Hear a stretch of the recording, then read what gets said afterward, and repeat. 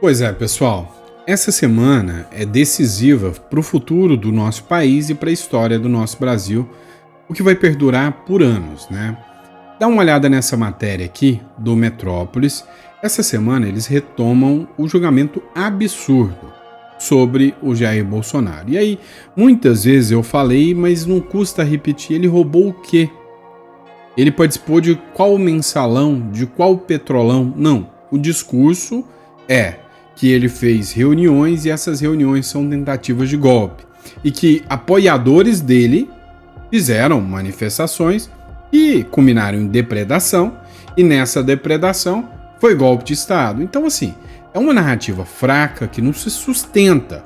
Mas depois das manifestações de 7 de setembro, muito se cogita sobre a seriedade desse julgamento. A repercussão internacional foi gigantesca. Nesse editorial aqui, eu vou falar sobre o julgamento do Bolsonaro, eu vou falar sobre a repercussão internacional sobre as manifestações que aconteceram.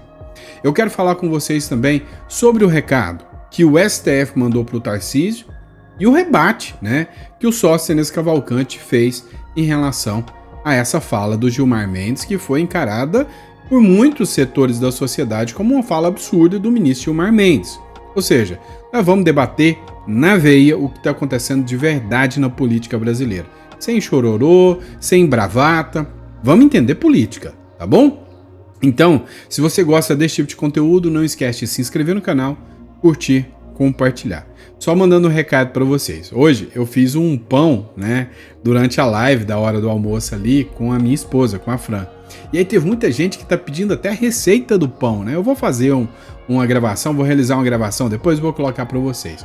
O formato ficou legal, foi bem mais descontraído, um bate-papo e muita gente, principalmente elogiando a Fran. Eu quero agradecer muito vocês por isso, tá bom?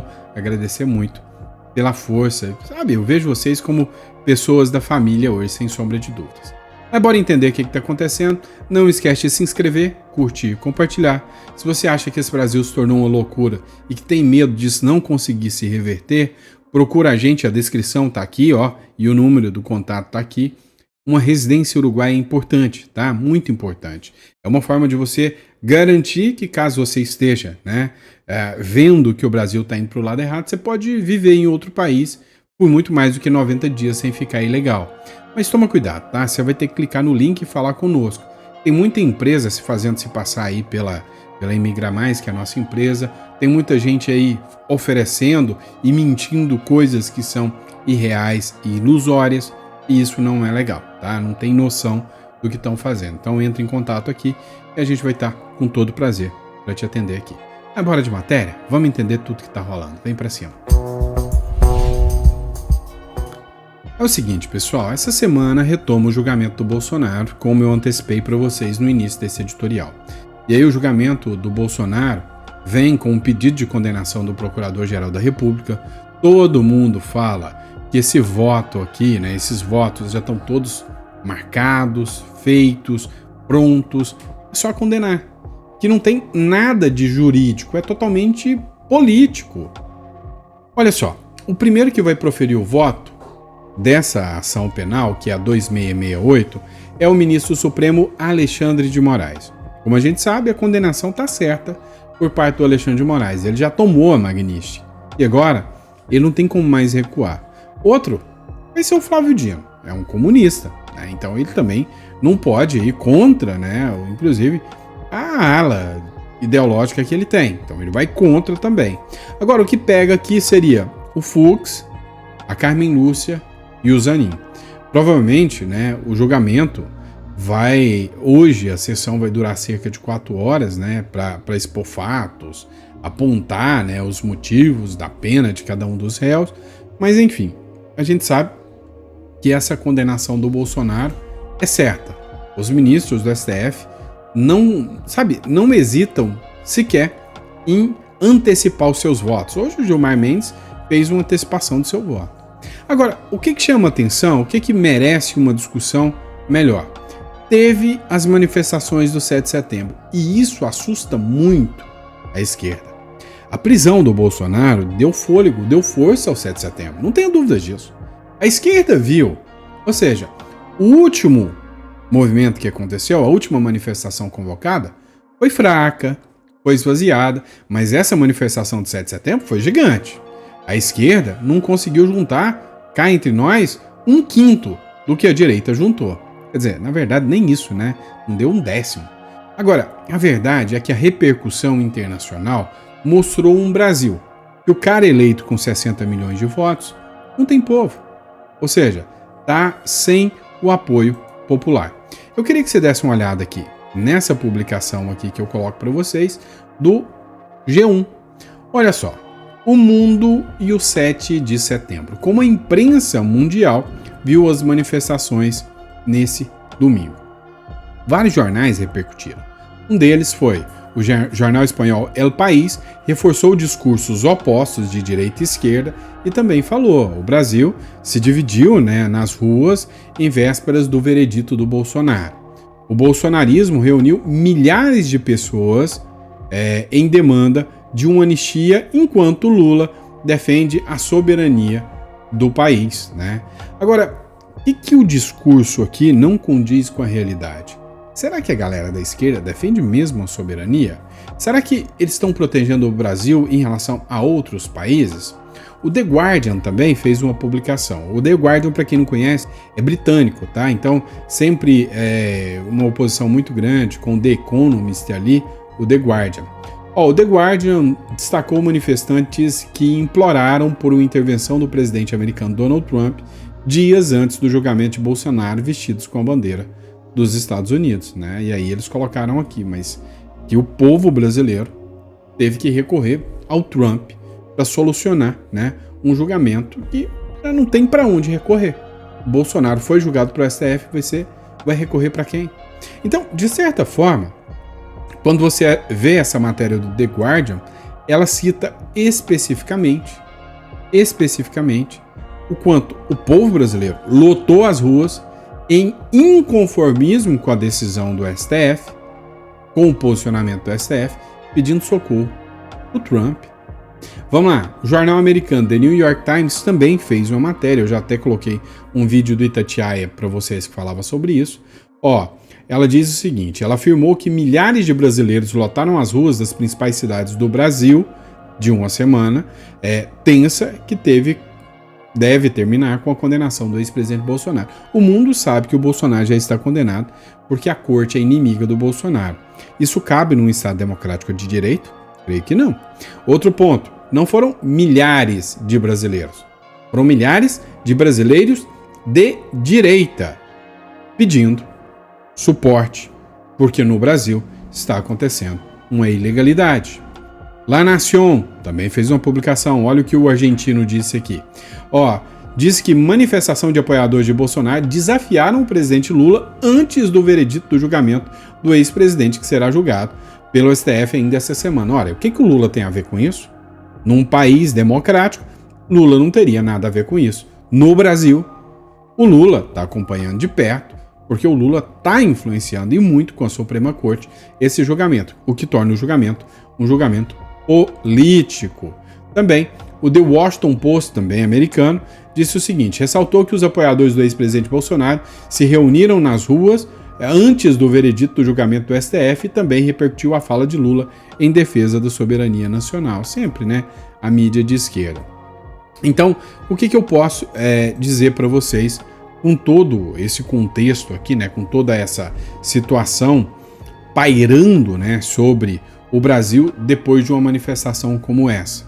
É simples, eles sentiram muito a força da manifestação.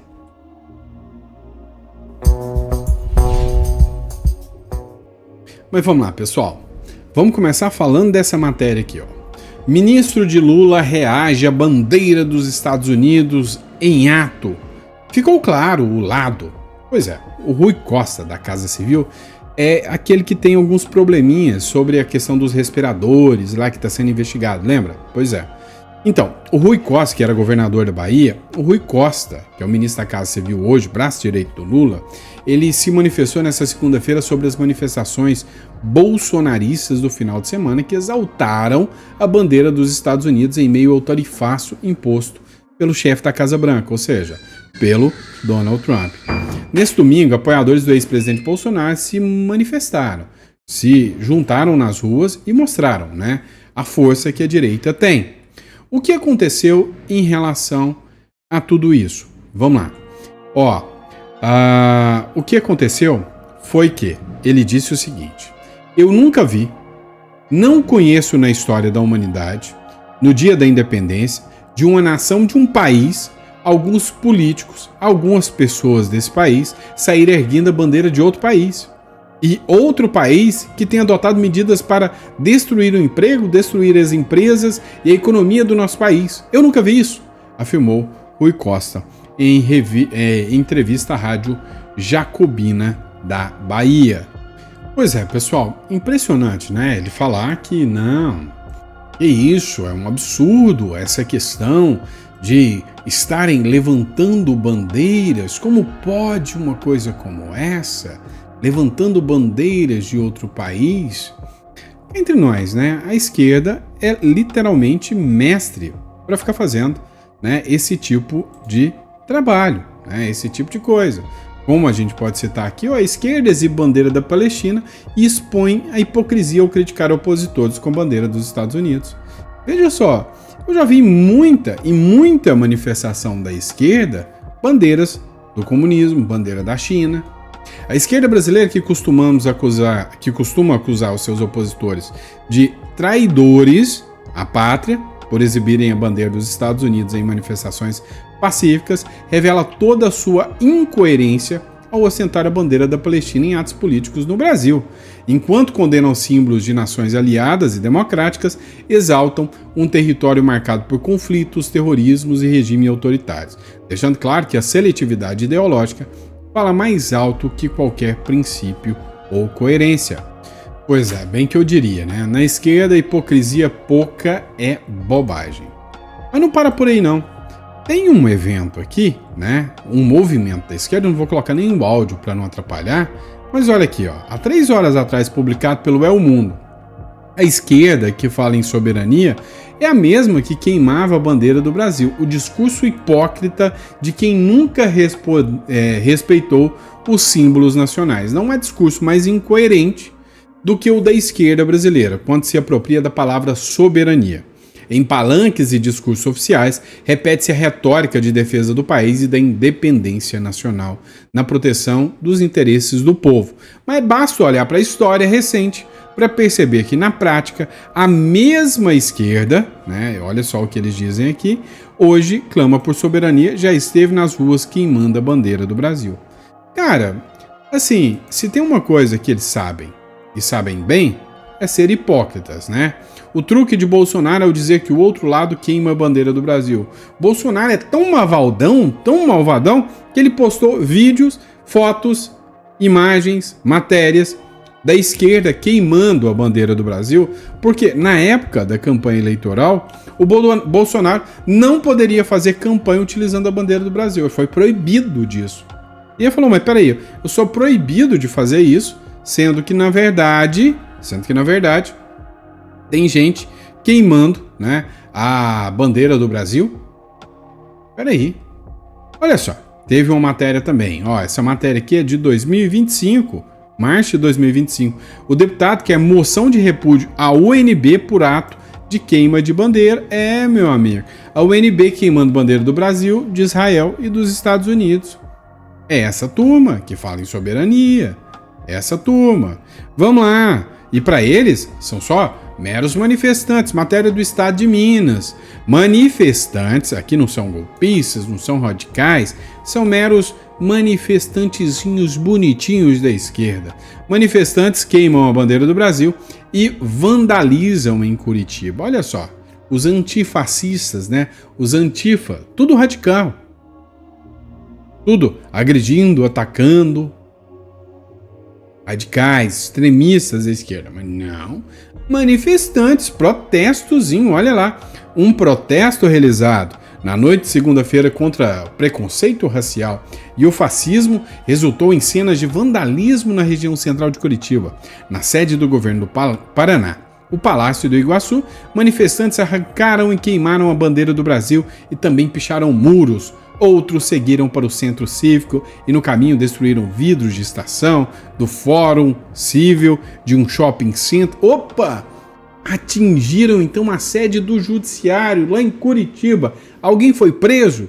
Ataque à democracia? Não, isso aqui aconteceu no dia 2/6/2020. Aí eu te pergunto, era aqui que o Bolsonaro tinha que ter agido e ter mandado essa gente pra cadeia, não é? Não é o que eles estão fazendo agora? O que o Olavo de Carvalho falava? Se você não prender pelo que eles fazem, eles vão te prender pelo que você não fez. Parou por aí não? Vamos olhar esse aqui também, tá? Dá uma olhada nessa matéria aqui agora. Na manhã dessa segunda-feira, 8 de setembro de 2025, o Movimento dos Trabalhadores Sem Rurais Sem Terra bloqueou a estrada que liga Araguatins a Augustinópolis, no Tocantins. E eis aqui o vídeo agora. O MST bloqueia a estrada no Tocantins e prejudica trabalhadores e estudantes em protesto de reforma agrária.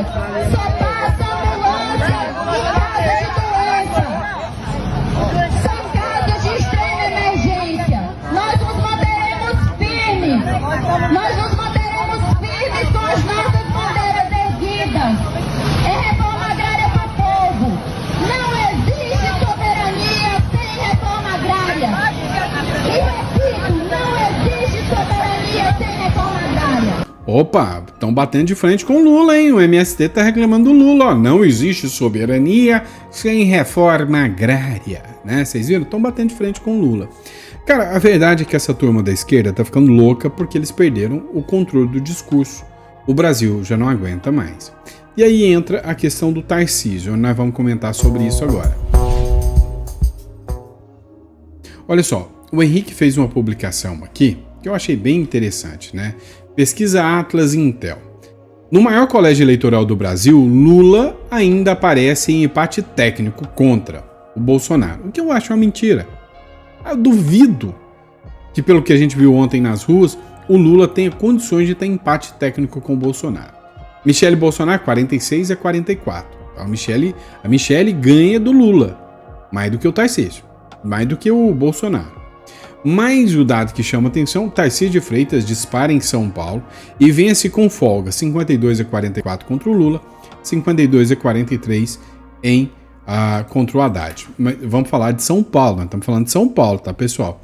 Se os votos fossem só de São Paulo. E aí apresenta aqui, né, o Tarcísio como possível candidato, que parece, barulho é muitas vezes sinal de coisa grande se movendo por baixo. Então, assim, hoje não há mais questionamento sobre o Tarcísio se classificar aqui como um candidato a presidente. Vamos lá. Ele fez um discurso dessa vez contundente contra o ministro Alexandre de Moraes. Foi o primeiro discurso que o Tarcísio fez contra o Alexandre de Moraes, mais contundente. E aí, teve duas alas, falou, tá vendo? Vocês que estavam criticando o Tarcísio é dos nossos. Aí tem outra ala que já fala, mas tá bom. Só agora, depois de 3 anos do PT e do Moraes avassalando, né, detonando, de forma avassaladora, o Bolsonaro e o bolsonarismo com os presos do 8 de janeiro, que agora ele vem se manifestar. Na época dos presos do 8 de janeiro, todo mundo abandonou todo mundo, agora que ele vem aqui se manifestar contra Moraes, não convenceu muito não. E aí eu quero saber, você, de que lado você tá? O governo Lula vê um passo decisivo de Tarcísio para 2026 e bolsonaristas elogiaram a escalada do tom. Segundo a matéria aqui, a fala, nesse domingo, do governador de São Paulo, Tarcísio de Freitas, foi vista por bolsonaristas como um aceno à família Bolsonaro e à militância. Já integrantes do governo Lula viram como um passo decisivo para que ele concorra à presidência da República, né? Então, em 2026. Então, é fato que o Tarcísio será candidato, né? Em ato na Avenida Paulista, em São Paulo, Tarcísio defendeu uma anistia ampla e restrita, diz que Bolsonaro deveria ser autorizado a ser candidato em 2026 e que pode ser condenado sem nenhuma prova. O governador também fez críticas ao STF e ao ministro Alexandre de Moraes, chamando-o de ditador e falando em tirania. É a primeira vez que o Tarcísio se expõe dessa forma diante do ministro Supremo Alexandre de Moraes. E aqui ficou a garantia, a cacifação de que o Tarcísio será candidato a presidente e o governo Lula já viu isso. E aí uma ala do STF nem questionou, mas o Gilmar Mendes rebateu o Tarcísio de Freitas, né? Falando que não.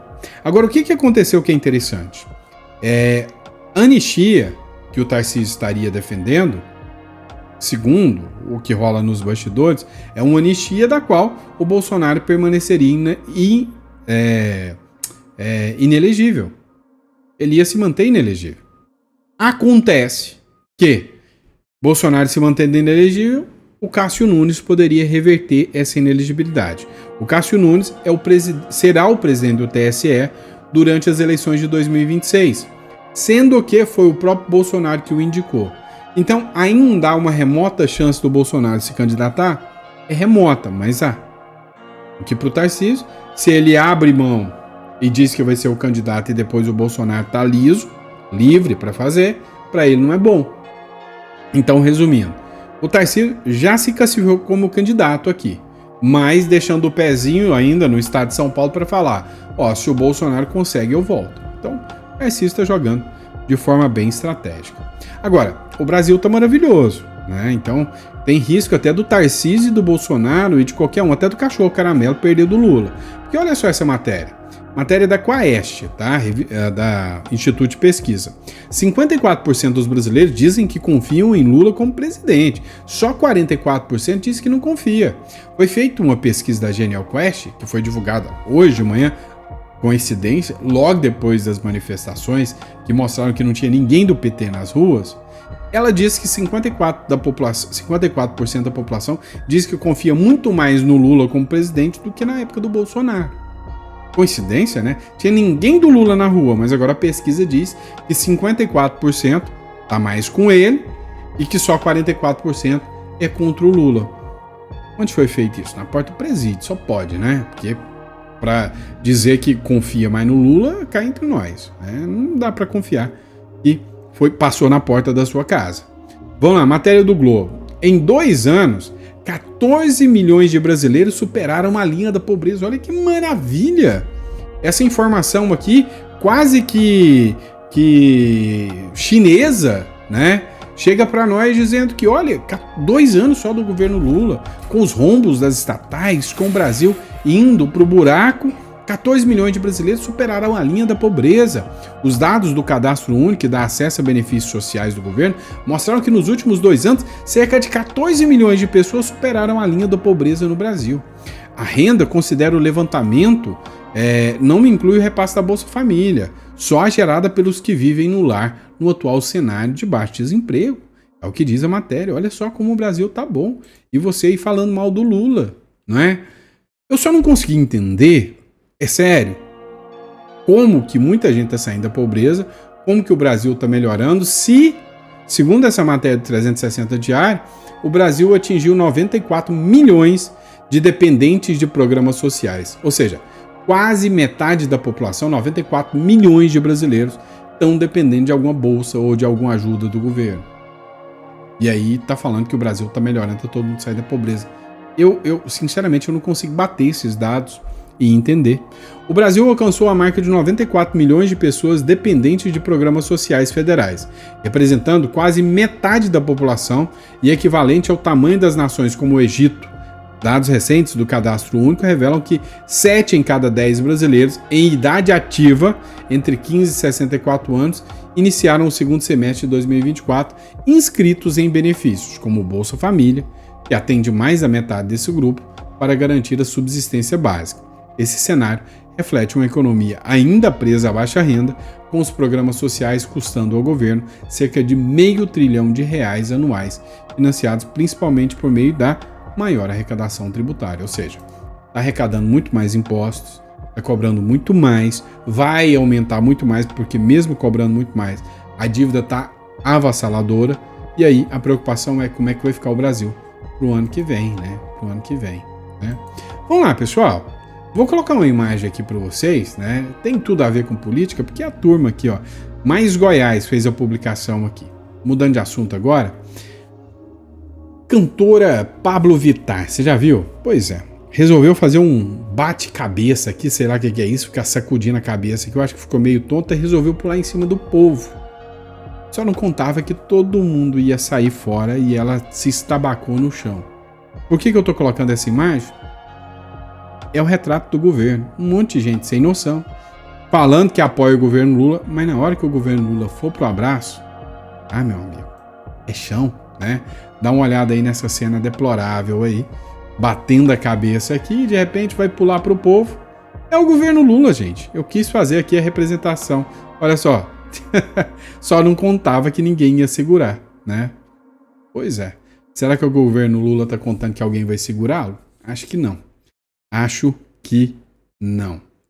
Mas vamos lá, pessoal. Voltando aqui. Bora falar ainda sobre o Tarcísio de Freitas, próximo bloco. O Mário Sabino fez uma publicação, disse o seguinte: o STF tá tiririca com o Tarcísio. Mas olha, gente, não é nada pessoal. O Tarcísio continua alinhado com o STF, só que ele precisa do voto bolsonarista. É o que o Mário Sabino escreveu. O Tarcísio de Freitas decidiu demonstrar sua fidelidade a Jair Bolsonaro, sem medo de ser feliz. É bolsonarista com muito orgulho e muito amor. Na semana passada, o paulista disse que, se eleito presidente da República, o seu primeiro ato será conceder indulto ao ex-presidente. Eu diria que, diante das resistências, será um vasto programa de governo. Olha, o que acontece aqui? O Tarcísio hoje tem o apoio do Centrão, tem o apoio da própria base do STF, isso aí é inequívoco, é inquestionável, tá? Agora, que todo mundo viu essa sinalização do Tarcísio a favor de votos, isso é fácil, fato, né? O Tarcísio está buscando o apoio do Centrão, a pressão do Centrão para fazer pressão pela anistia. Segundo essa matéria do Metrópolis, as chances dos atos de 7 de setembro mudarem a cabeça do Alcolumbre é zero. É zero. O Bolsonaro apostou em apoio ao Alcolumbre. E, cara, de certa forma, não tem nem como você criticar o Bolsonaro. Porque, de certa forma, o Davi Alcolumbre ia se assinhaca de um jeito ou de outro e ia ganhar. Só que, pelo menos, conseguiu ganhar algumas comissões e uma coisinha aqui, uma coisinha ali ainda acaba dando certo, né? Mas olha só, depois que o Tarcísio saiu em prol da anistia, o Alcolumbre está resistindo, o STF já disse que vai derrubar, o Gilmar Mendes agora subiu o tom contra o Tarcísio porque o Tarcísio falou mal do Alexandre de Moraes, chamou o Alexandre de Moraes de tirano. O Sóstenes Cavalcante, que é o líder do PL, ele fez uma sugestão para o Gilmar Mendes. O líder do PL fez uma sugestão ao Gilmar Mendes após a reação do Gilmar Mendes em relação ao Tarcísio, né?